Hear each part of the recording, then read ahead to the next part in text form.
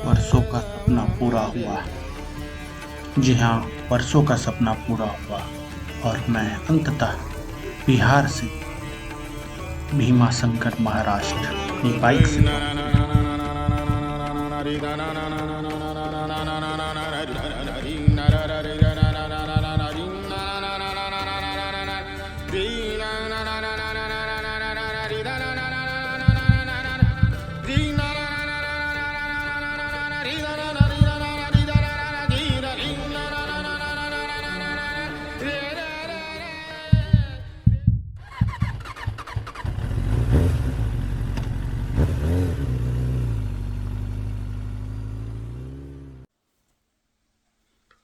Good morning, स्वागत है आपका भीमा शंकर महाराष्ट्र में।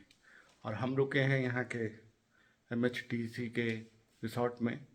और सुबह के कितने बजे राजीव? 4:50 5 बजे की आरती अटेंड करनी है। तो मैं और राजीव जा रहे हैं। मुझे थोड़ा लग रहा है डर, क्योंकि अभी 9 किलोमीटर मंदिर और है और ये रास्ता प्योर जंगल का है। तो क्या इतनी सुबह चलने में कोई दिक्कत? भगवान का नाम लो, आगे बढ़ो। राजीव हमेशा कूल और पॉजिटिव माइंडेड। तो तैयार होने की स्थिति ऐसी हो गई है, सामान पैक करेंगे। तो चलिए, लेकर भोलेनाथ का नाम बढ़ते हैं हम लोग। अब सीधे मंदिर में मुलाकात होगी। मैं चलिए तो मिलते हैं भोलेनाथ के प्रांगण में। हर हर महादेव। और सुबह के 5:30 बजे और हम हवा चल रही है, बहुत ठंडी लग रही है। ये है श्री क्षेत्र जय भीम शंकर। हम जंगल में बाइक चला के आए, थोड़ा डर तो लग ही रहा था। दुकान है, यहाँ से फूल वगैरह लेते हैं, फिर चलते हैं। तो चलिए चलते हैं मंदिर के अंदर। हर हर महादेव। चल रहे हैं हम। राजीव बताओ, बाइक चलाने में कैसा लगा? सुबह सुबह ठंड लग रही है, हवा का एक यहाँ बहुत तेज चल रही है। और सही में भीमा शंकर एकदम जंगल में बसे हुए हैं।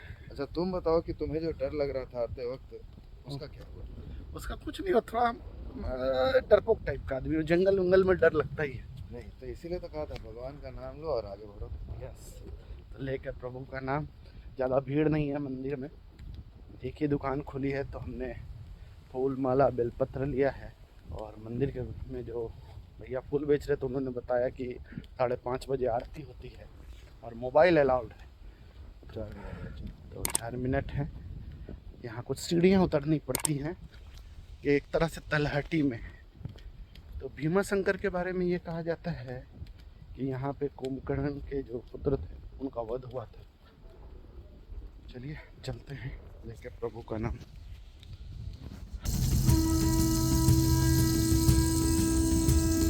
मन ही मन बेहद ही रोमांचित महसूस कर रहा हूँ। वर्षों का सपना पूरा हुआ और अंततः भीमा शंकर महादेव के प्रांगण में मैं आ चुका हूँ।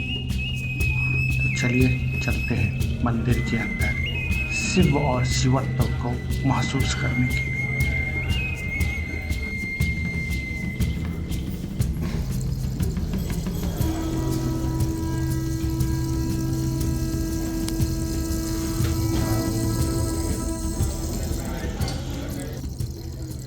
बैठे हैं अभी भीमा शंकर मंदिर के प्रांगण में, या यूँ कहें गर्भगृह के बाहर। और ये नज़ारा है, काफ़ी भीड़ नहीं है, मुश्किल से 100 लोग होंगे। और अंदर पूजा हो रही है। अब थोड़ी देर में हमारी जलाभिषेक का कार्यक्रम होगा। हालांकि भगवान को अभिषेक कर दिया है, लेकिन कहते हैं प्रकृति में जो कुछ भी है, धरती, आकाश, वायु, पाताल, अग्नि, सब कुछ में शिवत्व है। लय और प्रलय का नाम ही भगवान शिव है। यह मंदिर में आकर एक अद्भुत सी शक्ति का अनुभव हो रहा है। यहाँ की वास्तुकला नागर शैली से परिचित है और एक असीम ऊर्जा का एहसास यहाँ हो रहा है। थोड़ी देर में हम भी जलाभिषेक करेंगे।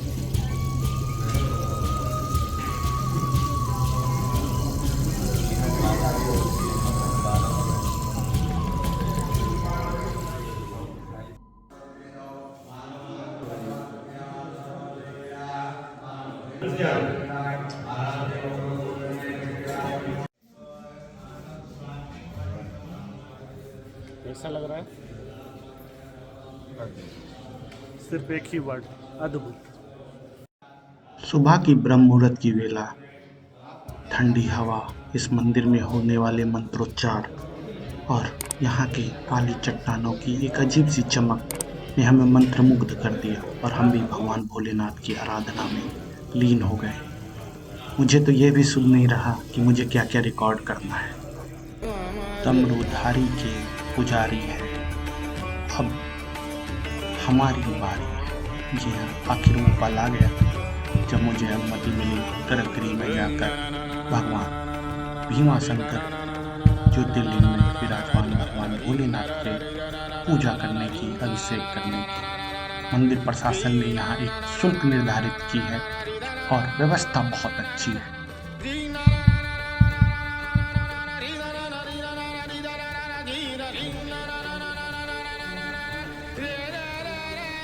भीमाशंकर ज्योतिर्लिंग के बारे में कहा जाता है कि कुंभकर्ण के पुत्र जिसका नाम भीम था, वो अपने पिता की मृत्यु से अनजान था कि उसके पिता का वध भगवान श्री राम के हाथों हुई है। अपने पिता की हत्या का बदला लेने के लिए उसने एक घनघोर तपस्या की और उस तपस्या के उपरांत ब्रह्मा जी से विजयी वर उसने प्राप्त किया। परिणाम स्वरूप वह देवताओं से लेकर सभी के लिए एक भय का कारण बन गया। इससे सभी देवतागण और अधिक चिंतित हो उठे और उन्होंने भगवान भोलेनाथ से अनुरोध किया, दुष्ट का वध कर पृथ्वी का उद्धार करें। जैसे ही हम जलाभिषेक करके निकले, सूर्योदय हो चुका था। हर मंदिर के भांति इस ज्योतिर्लिंग में भी काफी प्राचीन मूर्तियां हैं। कहते हैं इस मंदिर का निर्माण छत्रपति शिवाजी ने करवाया और इसके शिखर का निर्माण नाना फडणवीस ने। मराठा साम्राज्य की झलकियां यहाँ भी दिखती है।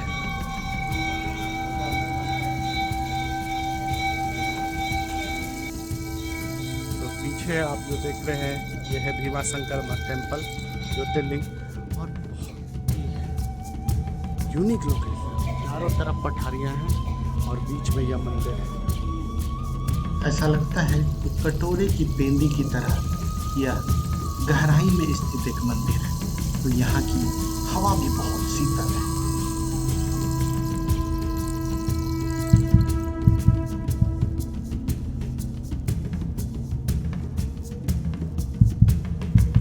तो बहुत ही अच्छे से पूजा हो रही है।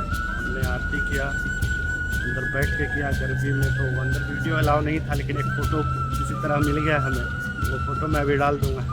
तो इसी के साथ ये भीमाशंकर ज्योतिर्लिंग का सफ़र समाप्त होता है। चलिए अब बढ़ते हैं बाइक पर और पहुंचेंगे अपने रिसोर्ट, फिर वहां से निकलेंगे। भीमाशंकर ज्योतिर्लिंग के आसपास यूँ तो घूमने की काफ़ी जगह है, लेकिन समय कम है और मुझे लगी है चोरों की भूख। तो चलिए इस पावन धरा को नमन करते हुए बढ़ते हैं कहीं रास्ते में कुछ जलपान किया जाए।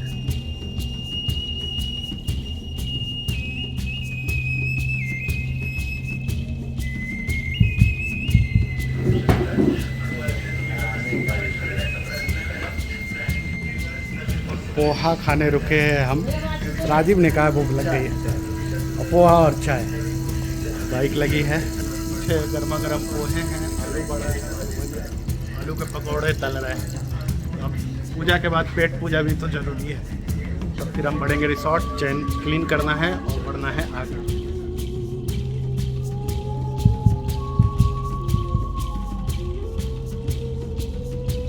चलने की तैयारी थी, बाइक पे सामान बांध रहे हैं। मेरे साथ 2 लिटिल चैंपियन है और बड़ा कंटेक्स्ट कॉम्प्लेक्स सा भी है और सिंपल भी है। हैं बिहार से, रह रहे हैं बनारस में, सर का यहाँ पे ससुराल है, तो वो नालंदा जिले से। तो सवाल देखिए कहाँ हम महाराष्ट्र में कई नए लोगों से मिलते। यही होता है रोड का सफ़र और रोड ट्रिप। क्या नाम है तुम्हारा? आयुष। आयुष, आयुष एंड आयुषी के साथ हम हैं MTDC भीमाशंकर में। और थोड़ी देर में हम निकलेंगे। तो चलिए मिलते हैं मोटो ब्लॉगिंग मोड में। तो एक चेकआउट है ना, 201। Okay, thank you.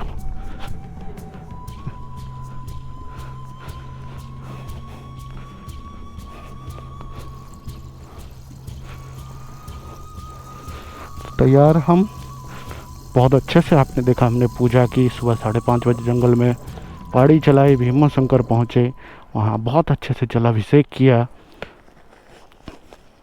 मज़ा आ गया। और अब मेन पार्ट शुरू हो रहा है सरप्राइज का। तो अब हम कहाँ वापस, क्या सोच रहे हैं आप, वापस चलें? तो अब हम लोग जा रहे हैं कहाँ राजीव? गोवा। तो गोवा जाने के लिए आज हम आराम से चलेंगे, बिल्कुल। रास्ते में कहीं स्टे करना हो तो स्टे करेंगे। तो चलिए चलते हैं गोवा की तरफ और बढ़ाते हैं यहाँ से गाड़ी अपनी आगे। तो दोस्तों ये है MTDC Bhim Shankar, Maharashtra tourist development corporation Bhima Shankar. और यहाँ से अब हम निकल रहे हैं गोवा की तरफ। अच्छा रिसोर्ट है और पूरे भीमा शंकर में ये सबसे अच्छी जगह है रहने के लिए।